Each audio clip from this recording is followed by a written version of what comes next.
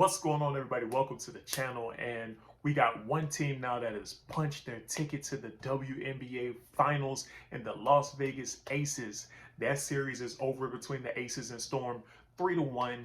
And for me personally, I foolishly went against the Aces a couple games into this series because I just kind of thought that the Seattle Storm, with the way that they were playing a more efficient brand of basketball. They seemed to be clicking on all cylinders. A'ja Wilson was struggling a little bit offensively. Kelsey Plum was struggling a bit offensively. So I really did like the Seattle Storm's chances. But nonetheless, the Aces have punched their ticket, and it seems like pretty much all season long, they were destined to be in this place because they've been playing at a level that nobody else in the WNBA has gotten particularly really close to, offensively at least. So I just want to give you guys a few of my takeaways from this series really quick. And so the first one, again, the Aces literally offensively performed at a historic rate this season. They had the highest offensive rating in the WNBA this season, and they played at the fastest pace among any WNBA team, and it just did not matter who they were up against. The Aces have their pace that they go with. And honestly, after game 3 of this series with the Seattle Storm, that's when I kind of had to go back on my pick and be like, okay, you know what? No, the Aces got this. Because it was when the game went into overtime. But getting to that overtime point, we had Sue Bird knock down clutch shots. We had the Seattle Storm making some pretty big stops. The Aces were kind of up and down with their offense, but they battled their way back into the game. And then the game went into overtime. That game went into overtime, and the Aces absolutely obliterated the Seattle Storm. 18 points in that overtime to the Seattle Storm 6 points. And it's like, for whatever reason, it just clicked to me. I was like, they offensively have too much. They offensively have too much to the point where it's not even fair. Number 2, man, it's like, don't get me wrong, A'ja Wilson, she got my pick for MVP for the season, but it has absolutely been Chelsea Gray. Absolutely been Chelsea Gray, who has been the MVP of the Aces for the WNBA playoffs. Debatably the best player in these WNBA playoffs as well. And just so you guys can get a picture of what she's doing, we visually saw it, but let's look at these numbers. 24 points per game on 62% shooting, which is absolutely insane. Why? Because it's not like she's just shooting layups like she's a big or a center.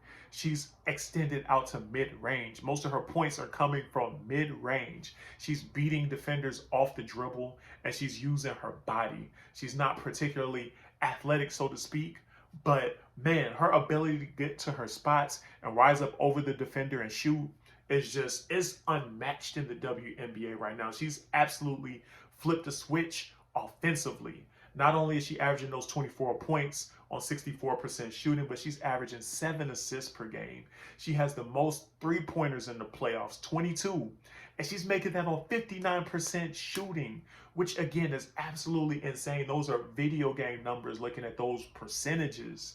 So I don't think there's maybe one other person who's on the opposing side that was playing basketball at the level that she was. But it just always seemed like when the Aces needed a basket, Chelsea Gray was right there. When the Aces needed to be calmed down on offense, Chelsea Gray was right there. When an extra pass needed to be made for a bucket, she was right there. Like, she literally did it all for the Aces offensively. My third takeaway, the Seattle Storm not only had a great season, but they had a great playoffs too. And honestly, there's no shame in losing to the Las Vegas Aces. This is a historic team that we're looking at right here, a revolutionary team, almost, you could even say, for WNBA basketball. But Sue Bird obviously leaving the game was kind of a bittersweet moment because obviously I didn't really grow up watching her play like that, but just as I've got accustomed to her style of play, I can see what kind of player that she probably was in her prime. And even the player that she is now, she's still better than a lot of point guards that are in the WNBA just because of her veteran know-how and just simply how to run a team and put her teammates, in positions to be successful. And obviously, it looks like she honestly really cares how the people around her do. So I think that the WNBA is going to miss her presence. They're going to miss her personality as well. But they have nothing to be ashamed about. Whoever comes and steps into that point guard position is going to have to be ready to go, because this Seattle Storm team that's constructed right now is kind of on the brink of a championship. And it really matters who they bring in at point guard, because also Breanna Stewart is a free agent going into the next season, and you definitely don't want to lose that. Which brings me to my final point. Looking at Breanna Stewart in this series, like, again, I have no clue why in the world I did not just pay more attention to her this season. And I mean, she woke me up during the season, but whew, this playoff series right here, she proved without a doubt she was the best scorer in the WNBA. And it wasn't just this series, the entire playoffs and the regular season. She led both. She led the WNBA in scoring for the regular season, 20 points per game, and she led the playoffs in scoring at 27 points per game. So she upped her game. And that 42% and that 42-point performance in an elimination game, guys, like that's the definition of clutch. That's the definition of what you want in your best player.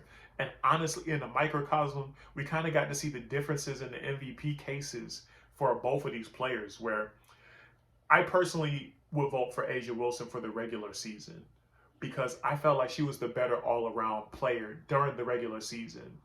But in this head-to-head matchup, what we got to see, I felt like, for one, in their individual matchups, for the most part, I felt like Breanna Stewart may have got the better of her just by a hair.